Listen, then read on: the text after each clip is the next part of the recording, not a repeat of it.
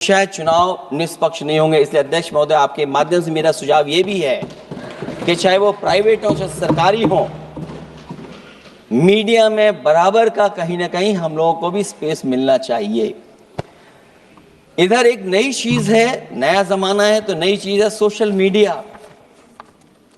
पहली बार देखने को मिल रहा है कि जहां पर इमेज बनाने के लिए पैसा नहीं खर्च किया जा रहा अध्यक्ष महोदय, दूसरे की इमेज कैसे खराब की जाए उसके लिए पैसा खर्च किया जाता है।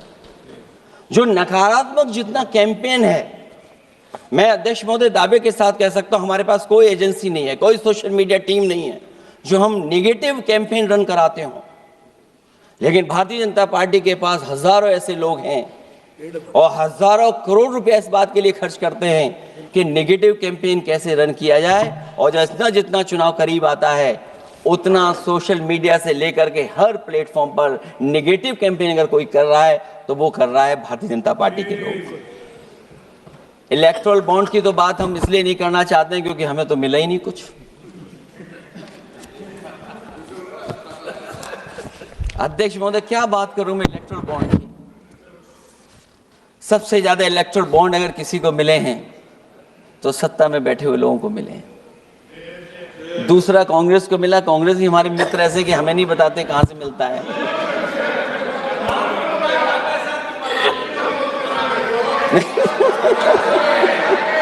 अध्यक्ष महोदय, सबसे ज्यादा चुनावी खर्चा इनके पास, दूसरा खर्चा इनके पास। हम लोगों का भी तो कोई ख्याल रखे अध्यक्ष महोदय,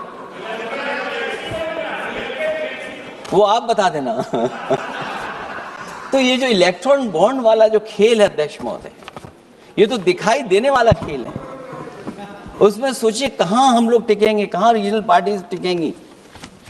इसलिए अगर ये तरीका चुनाव होगा, खर्चा कैसे कम हो, इस पे भी इलेक्शन कमीशन को सोचना चाहिए कि ये खर्चा कैसे कम किया जाए। जहां तक एसआईआर की बात है, जो एसआईआर यूपी में चल रही है, अभी तक 10 लोगों की जान जा चुकी है। बीएलओ जो गांव-गांव जाने की और गली-गली जाने के लिए जिनको काम मिला है, उसमें लगभग 10 लोगों की जान जा चुकी है। 9 लोगों की हमारे पास सूची है। मुरादाबाद में बीएलओ सर्वेश सिंह ने फांसी लगा ली, उन पर काम का बोझ था। 29 नवंबर में बिजनौर में बीएलओ शोभा रानी को हार्ट अटैक हो गया। 29 नवंबर देवरिया लेखपाल आशीष कुमार ड्यूटी के दौरान तबीयत बिगड़ी और फिर उनके बाद मृत्यु हो गई। फतेहपुर में लेखपाल सुधीर कुमार ने शादी के एक दिन पहले फांसी लगा ली। और इस परिवार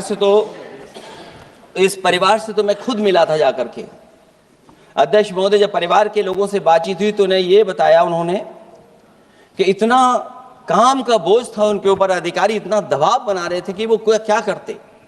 और जो इलेक्शन कमीशन ने अध्यक्ष महोदय कहा कि हम ट्रेनिंग देंगे बीएलओ को, मैं ये दावा कर सकता हूं कि उत्तर प्रदेश के बहुत कम बीएलओ को ट्रेनिंग मिली होगी। और यहां मैं कह सकता हूं कि एक भी बीएलओ को ट्रेनिंग नहीं दी गई जो देनी चाहिए थी।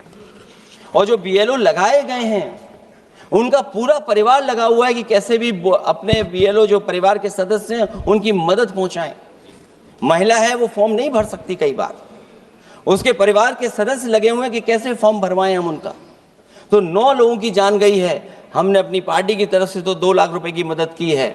हमारी मांग होगी कि चुनाव आयोग और इस लोकतंत्र को मजबूत करने के लिए जो मदद होनी चाहिए 1 करोड़, और उनको सरकारी नौकरी मिलनी चाहिए। धांधली कैसे होती है, चुनाव होने से पहले ही वोट कट जाते हैं। हमारे राजीव राय जी बैठे होंगे माननीय सदस्य, वो किताब लाए हैं कि नहीं लाए हैं? चुनाव घोषित नहीं हुआ वहां पर, लेकिन सरकार के लोगों ने मिलकर के वोट पहले ही काट दिया अध्यक्ष महोदय। वहीं से दिखा दो, ये लिस्ट है। अगर एक भी इसमें गलत हो तो बता दीजिए, एक भी गलत हो अध्यक्ष महोदय। चुनाव हुआ नहीं उससे पहले इलेक्शन कमीशन ने वोट काट दिए। और कितने वोट काटे हैं? 15,000 वोट काटे हैं। और 2027 के 22 के चुनाव में मैंने आरोप लगाया था कि इलेक्शन कमीशन ने जानबूझ करके और सरकार के लोगों ने मिल करके उत्तर प्रदेश में हर विधानसभा में वोट काटे थे और चिन्हित कर करके वोट काटे थे और ये चिन्हित किया था कि ये समाजवादी पार्टी का वोट कौन है जिसको काटा जाए, और हजारों की संख्या में वोट काटे थे। और जब इलेक्शन कमीशन से हम लोगों ने शिकायत की तो उन्होंने एफिडेविट मांगे थे। मैंने हजारों लोगों के एफिडेविट दिए थे अध्यक्ष महोदय, और ये कहा था कि ये जिंदा थे। 17 में वोट डाला उन्होंने और 22 में जाकर के उनका वोट कट गया है, लेकिन किसी भी अधिकारी के ऊपर अभी तक इलेक्शन कमीशन ने कोई कार्रवाई नहीं की।